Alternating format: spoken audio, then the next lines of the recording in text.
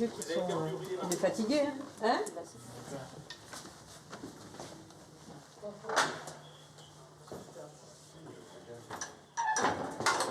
Il y avait tout ça là-dedans. Oh, et ça, tu l'as récupéré par terre aussi? Il rentre du monde là. Hein? Ah ben oui, on va aller voir. Allez, on y va, c'est reparti. Eh ben une rixe encore des violences.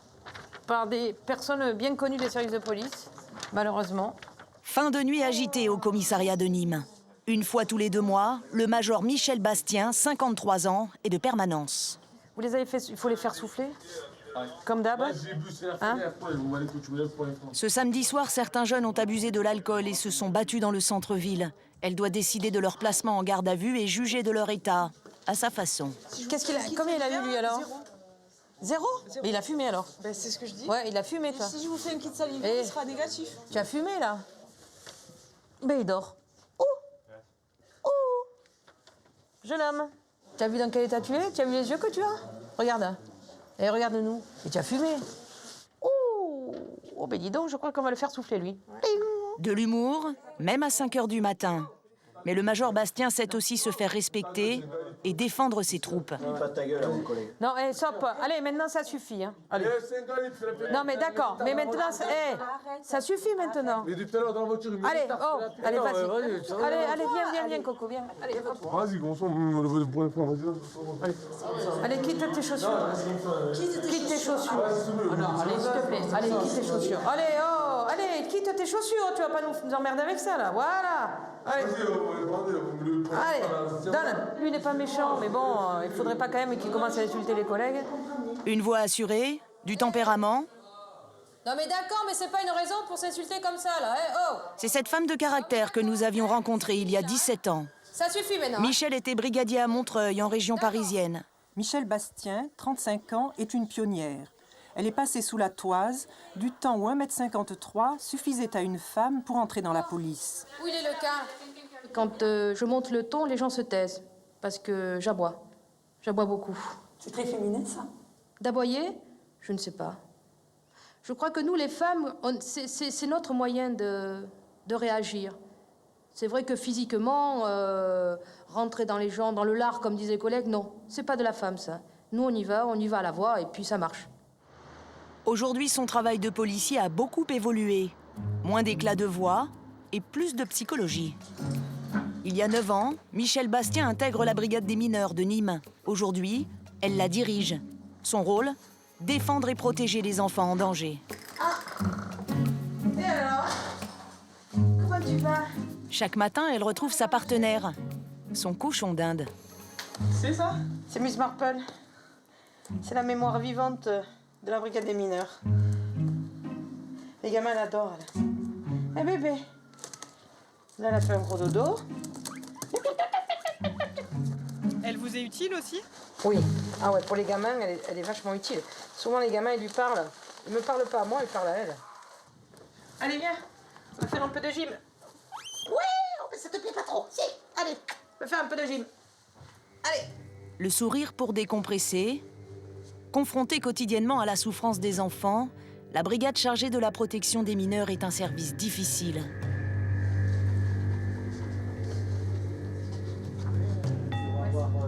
8 h du matin, Michel Bastien auditionne un père célibataire arrêté dans la nuit. Il a été retrouvé en état d'ébriété dans la rue avec son bébé d'1 mois. Tenez. Allez. Qu'est-ce que je vais voir mon fils? Ben, d'abord, on va essayer de comprendre les choses, puis après, vous le verrez, hein, d'accord? Mais d'abord, on va voir un petit peu ce qui s'est passé. Au cours de l'audition, Michel doit évaluer si l'homme peut conserver la garde de son enfant. À quelques kilomètres de là, d'autres femmes se préparent à devenir gardiens de la paix. À l'école de police de Nîmes, les filles représentent 1/4 des élèves. Dans les rangs, en rangers et uniformes, difficile de les distinguer des garçons. Flore Cuny, 26 ans, rêvait d'intégrer cette école depuis longtemps. Elle y est interne depuis qu'elle a quitté Perpignan et sa famille il y a 1 an. Dès le réveil, se mettre dans la peau d'un policier demande pour une jeune femme quelques petits sacrifices. Une voiture réglementaire? Cheveux tirés, chignon. C'est pas très féminin quand même. Non, mais bon, on a le temps après d'être féminine. Les coiffeuses, elles vont s'arracher la tête. Pas question pour autant de renoncer à une petite touche de féminité. Pourquoi vous vous maquillez? Pour avoir bonne mine. Non, c'est vrai que... je reste une fille, quoi. Donc, la petite touche... Bon, c'est léger, c'est pas carnaval non plus, hein. Mais,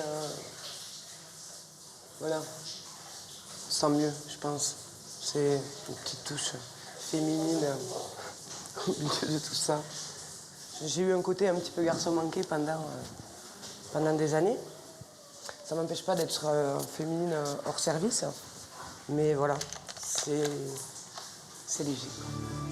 Flore se maquille avec modération. Les cours ici sont plutôt physiques. Juste, je vous dis un mot, vous en faites ce que vous voulez. On s'isole pas, on part pas à l'interpellation tout seul, les gars, hein, on va pas se casser la bouche. On y va? Pour l'exercice du jour, elle se retrouve chef de section avec 45 élèves sous ses ordres. Les entraînements ont lieu dans un village factice. Une formation grandeur nature pour apprendre à lutter contre les violences urbaines. Le scénario, une manifestation près d'une préfecture qui va dégénérer. Dans les deux camps, des futurs policiers, tous très motivés.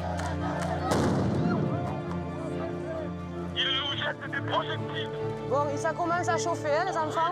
Castor Alpha va intervenir devant la préfecture. Bon, les gars, ça va être à vous. Baissez-moi les visières. Allez, on part, vous cognez un peu, on impressionne. C'est parti, vite, vite. Flore doit diriger ses hommes, un rôle de meneuse qu'elle prend très au sérieux. À l'entendre, c'est bien plus qu'un entraînement. Elle s'exprime déjà comme un policier expérimenté. Là, on a des collègues pris à partie ici. Ok, ligne ouverte, les gars. Vous ouvrez, vous vous écartez un petit peu. Les manifestants deviennent agressifs. Les élèves policiers doivent riposter. Ligne fermée, les gars, ligne fermée. Vite, vite. Ligne fermée, serrez, serrez. Allez, chargez. Ok, reculez, allez, on resserre. On resserre. On va encore en prendre plein la gueule, là. Flore et sa brigade sont équipés comme les policiers anti-émeutes. L'école veut les préparer aux situations extrêmes.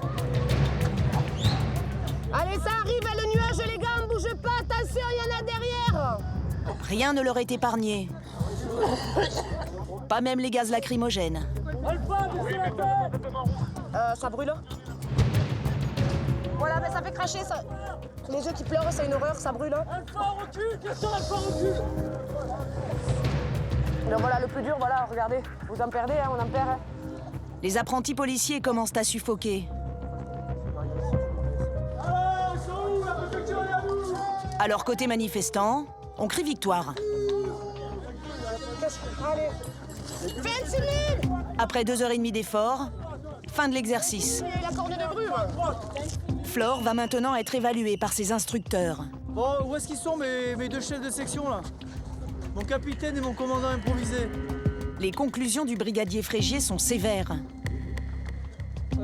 Sur le terrain, le problème, c'est que là, on avait une situation à gérer, c'est-à-dire que la préfecture, elle devait être sauvegardée, d'accord? On n'a pas pu la sauvegarder. Sur le terrain, en réalité, quand vous allez manger du fumigène une fois, vous ne mangerez pas une deuxième fois. Donc bon, l'objectif, il n'est pas atteint. Là, vous avez échoué dans votre mission. Un échec difficile à admettre quand on a l'ambition d'être la meilleure, à l'école, comme sur le terrain. Pour nous, c'est positif, même si pour eux, c'est pas assez. Après, ça reste, eux, des professionnels avec des années d'expérience. Nous, l'expérience, c'est ce qui nous manque aujourd'hui et content à acquérir pour ces prochaines années. Donc voilà, on n'est pas policier, on le devient. On vous sent au taquet là. Ouais, je suis dans mon truc. C'est Castor, 2 minutes, Castor. Même après l'entraînement, Flore a du mal à sortir de son rôle.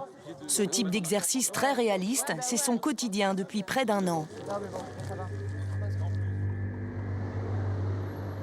À la brigade des mineurs de Nîmes, le quotidien, ce sont les auditions et les enquêtes sur les affaires de maltraitance contre les enfants. Ce matin, Michel Bastien auditionne ce père célibataire d'une 30aine d'années. La police l'a arrêté en pleine nuit près d'un bar du centre-ville. Il était saoul et déambulait avec son bébé d'1 mois. L'homme ne réalise pas qu'il a mis la vie de son fils en danger. Je suis désolé. Non mais je comprends. Alors écoutez monsieur, je vous mets à l'aise parce que je comprends très bien la situation. Moi j'ai l'impression d'avoir passé moins de 10 heures en garde à vue. Ah ben vous étiez en dégrisement donc. Moi je... Non mais il faut que vous vous rendiez compte que vous vous promeniez à minuit en état d'ivresse avec votre bébé d'1 mois dans son landau et que vous titubiez sur la voie publique. D'accord. J'ai oublié que j'étais sur le trottoir ou j'étais sur la rue. Vous faisiez les deux. Vous étiez tellement sous que vous faisiez les deux. Et puis on ne se promène pas à minuit avec un nourrisson d'1 mois dans le landau avec en état d'ivresse. Vous comprenez bien. J'ai perdu la garde de mon fils. Mais non, vous n'allez pas perdre votre... On essaie de comprendre les choses, d'accord? Seulement, évidemment, il ne faut pas que ça se reproduise. Il faut essayer de faire quelque chose, il faut réagir. Michel doit concilier répression et psychologie. Pendant l'audition qui va durer près d'1 heure, Michel va établir le profil de cet homme et le mettre en garde, afin qu'il comprenne qu'il ne pourra se retrouver une nouvelle fois saoul avec son bébé. Vous êtes en état d'ébriété sur voie publique, ça arrive, hein, qu'on s'amuse avec ses potes. Le souci, c'est que là, maintenant, vous êtes papa. Et là, on ne vous pardonnera plus. D'accord? C'est la première et la dernière fois. Ah ben, je veux dire, là, vous me dites ça, j'espère qu'on vous croit, parce que la prochaine fois, je veux dire, on ne pardonnera pas le gamin, vous l'aurez plus, hein? Voilà, Ah oui, mais... Alors après, c'est pas moi qui décide. Voilà, s'il faut signer quelque chose sur l'honneur, que, à la limite, s'il faut que je touche pas un seul verre d'alcool jusqu'aux 18 ans de mon fils, je les touche pas. Parce que c'est trop précieux, mon fils, pour moi. J'ai fait le con. Non, mais Vous connaissez quand même, pour un papa, c'est pas évident de s'occuper entièrement d'un petit bébé d'1 mois. Vous avez besoin qu'on vous aide. Donc, vous allez avoir de l'aide au niveau du bébé, à votre niveau, d'accord? Aujourd'hui, demain et après-demain, je suis pas alcoolisé, mon fils, pour rester à la maison. Michel libère le père célibataire. Elle va maintenant mener une enquête approfondie qui permettra au juge de décider de lui laisser ou pas la garde de son enfant. En attendant, le bébé sera placé à la pouponnière des services sociaux. Moi, je suis un père. Je suis un père. Mais je sais bien que vous êtes un père, mais seulement vous avez fait une connerie. On n'a pas dit que vous étiez un mauvais père. Je ne l'ai jamais dit, ça. À la brigade des mineurs, Michel mène un travail d'investigation très différent de celui qu'elle exerçait sur la voie publique lors de notre premier reportage. Il y a 17 ans, j'aurais fait ce qu'ont fait les collègues en début. C'est-à-dire que j'aurais récupéré le mec, je l'aurais emmené au commissariat, j'aurais fait 2 ou 3 bisous au bébé, puis basta, je m'en serais plus occupée. Voilà. Je n'étais pas dans le registre, mais monsieur, mais pourquoi vous avez fait ça? C'était pas mon problème. Moi, mon problème, c'était de protéger l'enfant sur l'instant, d'emmener la personne au commissariat pour un dégrisement, et après, c'était aux collègues à faire la suite. Moi, maintenant, je suis dans la suite. Voilà. Simple brigadier, Michel montrait déjà des dispositions dans la défense des familles ou des enfants en difficulté. C'est la police, monsieur. Ce soir-là, elle intervenait chez une femme victime de violences conjugales. Il vous a tapé, là? Il s'agit de votre femme qui est enceinte de 8 mois et vous la tapez. C'est une chose inadmissible. Vous entendez? Vos enfants, ils pleurent là-haut. Et c'est une chose que je n'admets pas, moi. Alors, soit vous sortez, soit on vous amène au commissariat. Même si une affaire lui tenait à cœur, à l'époque, elle n'avait pas d'autre choix que de passer la main. Aujourd'hui, c'est différent. Maintenant, je récupère l'affaire et je la traite jusqu'au bout. Et ça, c'est super. Parce que moi, voilà, je suis directrice d'enquête, donc je gère mon travail comme je veux et l'affaire comme je veux. Bon. Et ça vous frustre pas de plus trop sortir? Des fois, effectivement, des fois. Mais bon, j'ai 23 ans. Je suis sortie pendant 23 ans, donc voilà, je me dis que maintenant, je peux rester un peu assise. C'est pas gênant.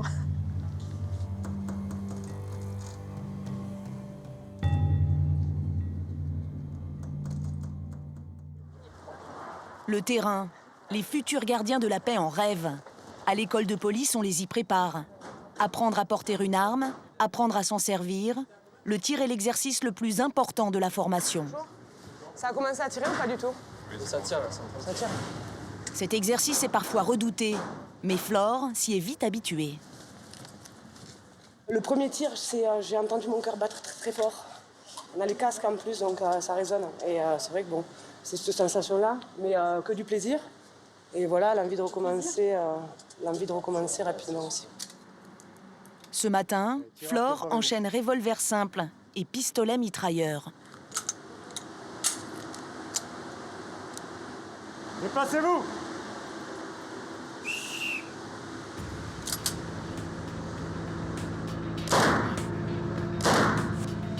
Consciente des risques, elle sait qu'elle sera peut-être amenée un jour à tirer sur des cibles bien réelles.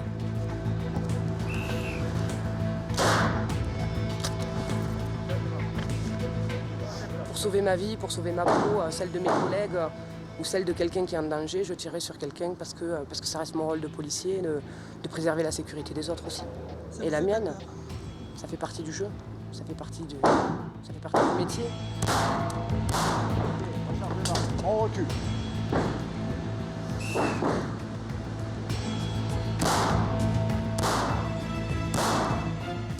Les armes, on va les tuer. On va les tuer.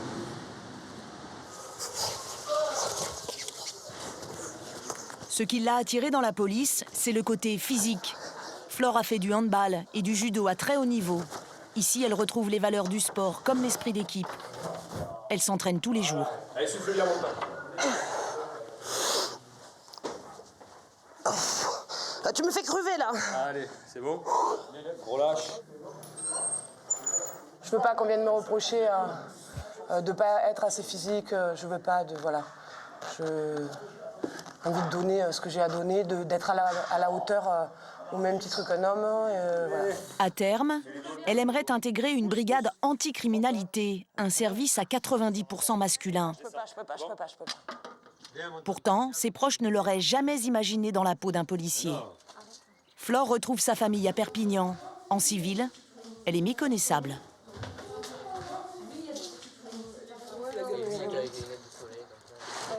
Une mère assistante maternelle, un père patron de bar à la retraite. Il y a encore peu de temps, elle n'avait aucun lien avec la police. C'est sa mère qui a pris seule l'initiative de l'inscrire au concours d'entrée de l'école. Adolescente, Flore était plutôt allergique à l'autorité. Quel âge là? Là, 14 ou 15. 14. Là, c'est la grande époque. Et ça, c'est au camping de Maillac. La coupe improbable, quoi. Pourquoi la grande époque alors? Ah, parce que là, j'étais déchaînée, là. Mais ça se voit, regardez. C'était rock'n'roll, un petit peu. Ouais, je voulais rien entendre, j'en faisais qu'à ma tête. Je voulais faire ma vie, j'avais 16 ans. Je voulais être majeure, émancipée, je voulais faire ce que je veux. Je respectais pas les horaires de sortie. Voilà, c'est ça. On ne respectait pas les horaires de sortie. J'avais un scooter, je partais de vous ne voyez pas. Je naviguais à travers le département. Non, c'était une belle époque. Et à l'époque, vous l'imaginiez comment votre avenir? À mon époque, l'avenir était un petit peu compliqué. J'ai passé un bac comme ça que j'ai pas eu de très peu de points. En fait, j'en avais rien à faire, quoi. Complètement, vraiment. Je pensais pas à l'avenir. Je vivais le truc sur le moment. Et voilà, j'ai voulu me réorienter sans vraiment savoir ce que je voulais faire. Des petits boulots, restauration plus traditionnelle, des bars, la nuit un petit peu. Et puis un jour, la police. Le miracle. Un jour, la police. Pourquoi un miracle? Parce que jamais j'aurais pensé ça. Jamais. La connaissant en plus. Rebelle un peu à l'autorité. Je pensais pas qu'elle marcherait ou pas. Contente en plus. Fière de marcher. Dans 10 jours, Flore deviendra officiellement gardien de la paix.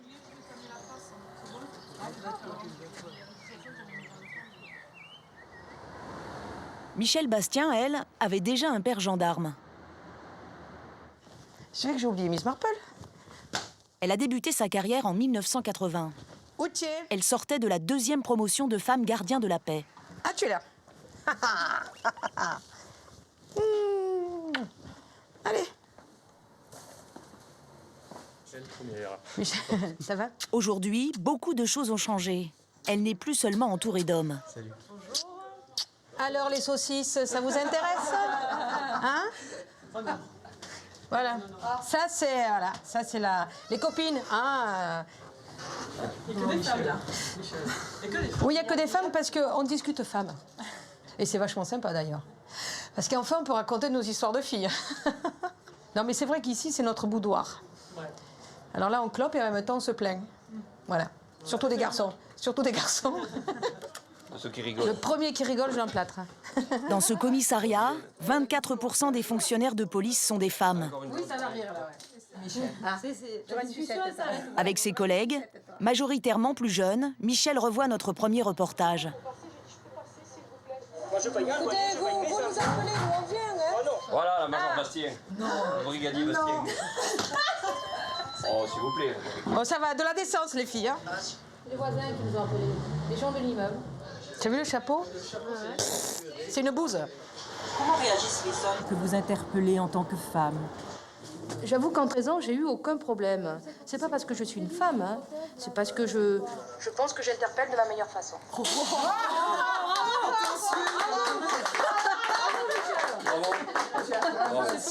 Ah, rien à dire. Ouais, vous aviez un peu la grosse tête à l'époque, non? Non, surtout, j'essaye de faire ma place, c'est pas pareil. Faire sa place, savoir s'imposer parmi les hommes. Pour y arriver, Michel a souvent dû se battre, même contre certains collègues. J'avoue que quand j'interviens à ma façon, c'est-à-dire j'interviens en tant que femme. Intervenir en tant que femme, ça veut dire quoi? Ça veut dire beaucoup de blabla, beaucoup de paroles et surtout, et puis essayer de calmer les choses, et ça marche. Je dis que tout est merveilleux, qu'on vit dans un monde de bisounours, limite, mais c'est pas vrai. Parce que bon, voilà, j'étais quand même une femme, j'étais une des premières femmes gradées, et c'était évident pour personne, ni pour moi, ni pour les collègues. Même quand je suis arrivée ici, c'était loin d'être évident. Parce Il y a que longtemps qu'on a accepté la présence des femmes dans la police. À cette époque-là, c'était pas acquis quand même. Chez nous, dans la police, c'était quand même macho, quoi. Faut le dire. À l'époque. Ah, c'est bien. Non, mais c'est vrai. C'est quoi les pires réflexions que vous avez entendues de la part des machos, par exemple? Mais c'est pas les réflexions. Moi, on m'a gazé ma voiture. Un matin, je rentre dans ma voiture, je pouvais pas y rentrer tellement c'était plein de glace. On m'a mis toutes les poubelles du commissariat dans ma voiture aussi. Enfin, j'ai subi des choses comme ça. C'est un combat quand même, c'est pas là. Ça... Ah ben ça a été un combat. Ah oui, ça a été un combat. Sur 31 ans de carrière, j'ai fait beaucoup de combats. C'est pour ça que j'ai la voix qui porte un peu des fois. Parce que je pouvais m'exprimer que comme ça.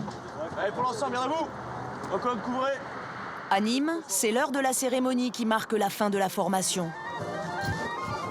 Flore et 207 autres futurs gardiens de la paix défilent pour la dernière fois au sein de leur école. Flore espère être parmi les premières de sa promotion.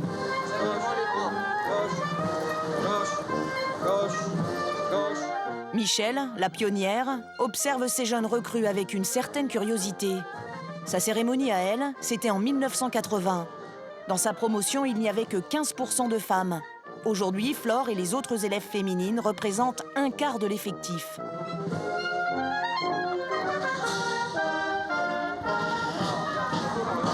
C'est un moment émouvant pour nous tous, c'est un moment... De l'émotion et beaucoup de fierté pour toute la famille de Flore. Ils sont 15 à être venus de Perpignan pour la soutenir. Au premier rang, sa mère et son père, impressionnés. Vous arrivez à la voir, là? Non, je la cherche, j'arrive plus à la voir. Non, elle est cachée. Ah oui, je la vois là-bas, ça y est. C'est un grand moment pour elle, pour son père, pour moi, pour toute la famille. Vous êtes fière? Et ma foi, fière, c'est un peu un jour de gloire pour elle, et donc du coup pour moi, j'ai réussi à l'amener là jusqu'ici, aujourd'hui, à ce jour. Après tous les embûches qu'il y a eu, je pense que c'est bien. Au moins, on est tranquille.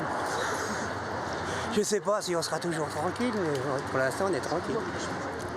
Un peu plus loin, Michel essaye de se souvenir. C'est en 1956 que le ministre de l'Intérieur... C'est très loin. C'est la nécessaire exemplarité de votre... On n'était pas nombreux, c'était moins cérémonial. Alors, le On n'était pas habillés pareil non plus. dans votre On était la famille, et puis il faisait froid. On était au mois de mars à Reims, il faisait très froid. Chaque année, 1600 jeunes gardiens de la paix sortent des écoles de police comme celle-ci. Ses parents peuvent être fiers d'elle. Flore termine 2e de sa promotion.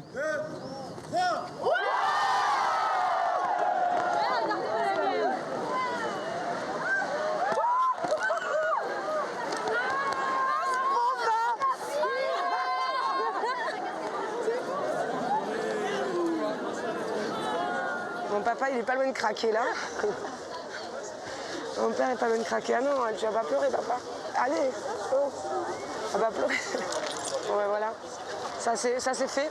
Mon papa pleure. Après les larmes, les conseils. 2 générations de femmes policiers se rencontrent. Enchantée. Bah, écoute, félicitations. Ben, moi aussi. Hein. Ben, j'imagine. T'es 2e alors? Oui, 2e école, hein, donc ça fait 24e nationale. Vous avez démarré où? Moi, j'ai démarré à Rosny-sous-Bois. J'ai fait Rosny-Montreuil. J'ai fait le 9-3 par Vous étiez les premières, vous faisiez partie des premières. Ouais. C'est merveilleux. Si on est là, c'est un peu grâce à ça aussi, quoi. Oui, Donc, peut-être, oui, c'est- certainement, on a ouvert un peu la voie. Ouais. Je suis ravie de la rencontrer. Bien évidemment, j'ai énormément de respect, oui, pour les premières femmes dans la police, parce que j'imagine que ça n'a pas dû être facile pour elles. Nous, je pense que la femme flic a sa place dans la police maintenant. Moi, je sais que j'ai su prouver, de par mes capacités physiques et intellectuelles, que j'étais largement à la hauteur. Et voilà, et puis les collègues en témoigneront. Et je sais qu'au niveau de ma section... Quoique maintenant, il va falloir que tu le prouves sur le terrain. Voilà. Et c'est là où Et ça va maintenant- être le plus difficile. Et maintenant, c'est sur le terrain à faire ses preuves, où effectivement, ça ne va pas être facile au départ. Voilà, il faut se faire accepter, il faut montrer de quoi on est capable aussi. Pour rester et puis une femme. Voilà, tout en restant une femme, parce que on est des femmes au départ. Mais même à l'arrivée, je te rassure. Même 31 ans après, j'ai pas changé. C'est sûr. Non, c'est sûr. Merci. Enchantée d'avoir fait votre connaissance. Ben, moi aussi. Enfin, non, pourquoi j'ai tapé les fesses là Oh là là. Non mais non, il a Ouais. Bonne continuation à vous. À toi surtout. Enfin, moi, tu sais, il me reste plus grand-chose à continuer, Ouais. mais toi, par contre, c'est très long. Moi, c'est le départ. Hein? Et surtout, ne te retourne jamais. Merci. Hein? Allez, au revoir. Fonce. Salut. La carrière de Flore démarre. Pour faire ses premiers pas, elle a choisi Marseille, dans un commissariat à la réputation difficile. Un petit village à 30 km de Nîmes. Michel Bastien s'est installé ici en 1994, juste après son passage à Montreuil. Ce terrain appartenait à sa famille depuis longtemps. Aujourd'hui, elle habite cette maison que son mari a construite. Salut mon amour. Et alors? Tes journées? Comme d'hab. Comme d'hab? Bricolage et repas. Bon. Je t'ai Et fait un alors? petit gratin dauphinois. Oh. Oh mon Dieu. Un gratin dauphinois, tu as quelque chose à me demander ou quoi? Alain, son mari, était policier comme elle. On va faire un tour. On va voir nos filles. On prend les chiens? Ouais. Allez les filles. Il a pris sa retraite il y a 6 mois. Plus de temps pour terminer la piscine qu'il a commencé à creuser il y a 10 ans. Sinon, qu'est-ce que t'as fait? T'as bricolé un peu, non? Tu m'as compté les parpaings dans la piscine? Non, j'ai pas compté. La piscine, ça attendra. On a encore le temps, tu n'es pas à la retraite. Donc, Je t'ai dit, hein, tu quand seras à la je retraite. pars à la retraite, je partirai à la retraite que quand la piscine sera faite. Hein. Pour Michel, la retraite est dans 2 ans. Une perspective qui l'angoisse un peu. Mais son mari et ses chevaux devraient l'aider à passer le cap. Je vais y mettre des cailloux quand même, parce que c'est un ventre la tienne. Alors ça, c'est Mélo. Mélodie, c'est une barbe. Je l'ai eu pour mes 40 ans. Parce que ça, c'est un rêve de toujours. Quand j'étais en région parisienne, avec Alain, on s'était mis d'accord que si on était muté, la première chose qu'il m'offrirait, c'est un cheval. Mais en définitive, la vie ici, c'est que du bonheur. À part le travail. Quoi, le travail? C'est du bonheur aussi, le travail. Pendant 30 ans, le couple a travaillé côte à côte, comme en 1993, à Montreuil.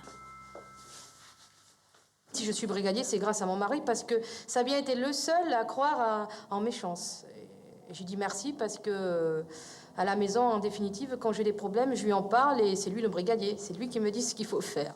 Mais après tout, il s'est rendu compte que j'étais aussi opérationnelle qu'un collègue, donc maintenant, ça va. Je pense qu'il est tranquille, puis il est un peu fier. Ils ont aussi trouvé le temps d'élever 3 enfants âgés aujourd'hui d'une vingtaine d'années. Ils travaillent dans l'éducation et la communication. Aucun d'eux n'a jamais eu la fibre policière. La maison, c'est papa qui est policier et maman, c'est maman. Quand on leur demande ce que fait maman, en principe, elle travaille au commissariat, mais à savoir ce que je fais, non, ils sont pas... Ah, nos bébés. Notre merveilleuse bouffe que j'avais fait du riz comme d'habitude, non? Des pâtes. Des pâtes. Ah, regarde Toto. Regarde Mimine. Disons qu'en ce qui concerne les femmes policiers, on dit toujours qu'elles n'ont pas les moyens physiques qu'ont les hommes. Et puis elles sont mal perçues par certains collègues qui croient qu'elles n'ont pas de travail à faire chez nous. Hein. Alors qu'apparemment, elles sont aussi peut-être pas plus fortes. Ah mon Dieu. Mais... Oh, qu'il est beau, mon mec. Le regard froid. C'est qu'elle aime ce travail-là. Mais dans certains moments, elles réagissent beaucoup mieux que certains hommes. C'est une femme indépendante et ce que j'aime en elle, c'est qu'elle est sportive, qu'elle aime faire des tas de choses et qui renouvelle un peu notre vie. Quel regard vous portez sur votre carrière? Est-ce que vous êtes fier? Ah oui. Ah, je vais passer encore pour Hein? Non, oui, oui, je suis fière. Je suis fière parce que, comme je disais, j'ai réussi à préserver, à m'épanouir aussi bien dans ma vie de famille que dans ma vie de femme, que dans ma vie de policière. Et ça, c'est génial. Je pouvais dire, bon, allez, je pouvais être montée en grade, être officier. J'aurais pu le faire. Mais je pense qu'à ce moment-là, j'avais un choix à faire et que j'ai choisi Alain et les gamins. Et je ne le regrette pas. J'ai des gamins géniaux, un mari toujours autant amoureux. Que demande le peuple? C'est génial. Grâce à des personnalités comme Michel, les femmes sont aujourd'hui mieux intégrées dans la police. Mais leur nombre reste encore limité. Elles ne représentent qu'un quart des effectifs.